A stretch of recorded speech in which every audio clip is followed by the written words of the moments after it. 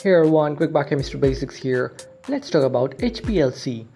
HPLC is also known as high performance liquid chromatography or high pressure liquid chromatography. HPLC is usually a modified column chromatography. In column chromatography, a column is packed with an absorbent material like silica and the mobile phase is passed down the column because of gravity. But in HPLC, a high pressure pump is attached with the column. The high pressure pump can generate a high pressure up to 40 megapascals. The column is filled with an absorbent material which has a very small particle size. The small particle size gives a very large surface area for the sample molecules to interact.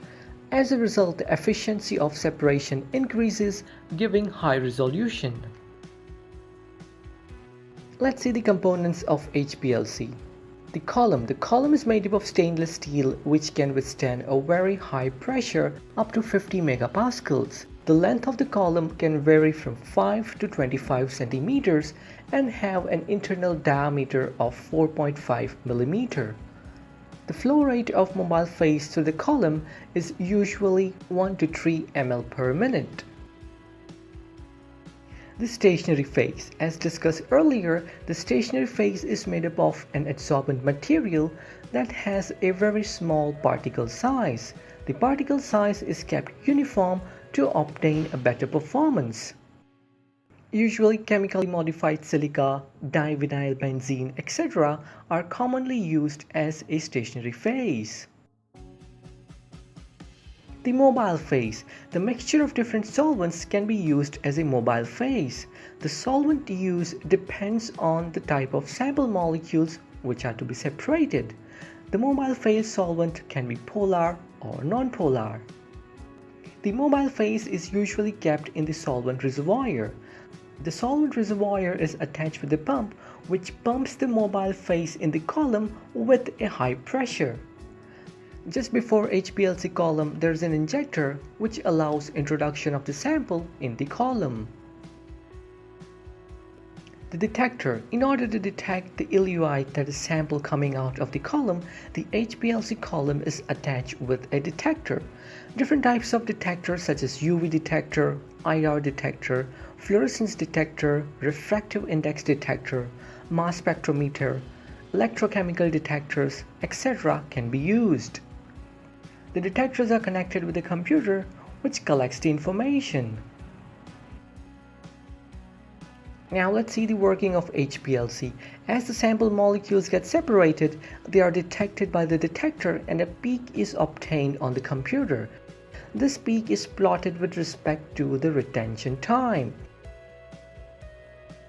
To identify the components, we need to have standards.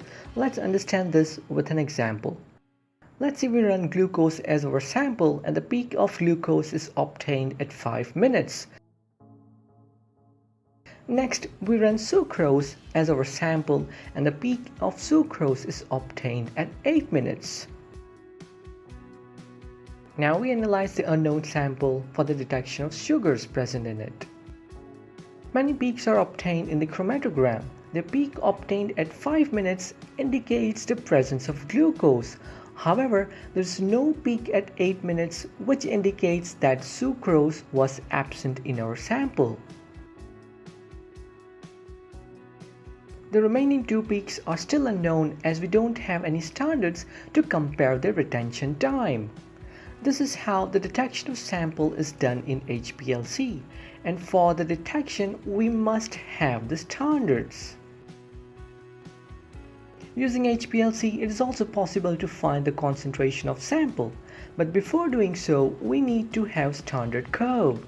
Let's say we take different concentration of glucose and run through HPLC. The peaks of glucose are obtained at 5 minutes, and with an increase in the concentration of glucose, the area under the curve increases.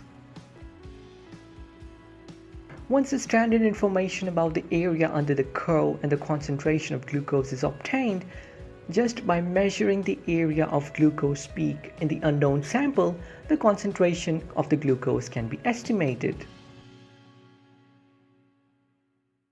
Now let's see different types of HPLC. Normal phase HPLC. In this type of HPLC, the stationary phase is polar while the mobile phase is non-polar. Usually, silica is preferred as a stationary phase as silica has SiOH group, which gives its polar nature. During normal phase HPLC, polar molecules are retained on the stationary phase while the non-polar molecules move fast down the column with the mobile phase. Reverse phase HPLC. In this method, the stationary phase is non-polar while the mobile phase is polar. The non-polar molecules are retained on the stationary phase while the polar molecules move fast down the column. Size exclusion HPLC. This method is based on size exclusion chromatography or gel permeation chromatography. In this method, the stationary phase particles are porous. As a result, small molecules get inside the pores and takes a long time to move, while the large molecules easily pass down the column. Hence, separation occurs based on the molecular size. Ion exchange HPLC. In this method, the stationary phase has an ionic charge. If the molecules of interest has a positive charge, then a stationary phase is kept negative. And if the molecule of interest has a negative charge, then the stationary phase is kept positive. Hence, separation occurs based on the molecular charge.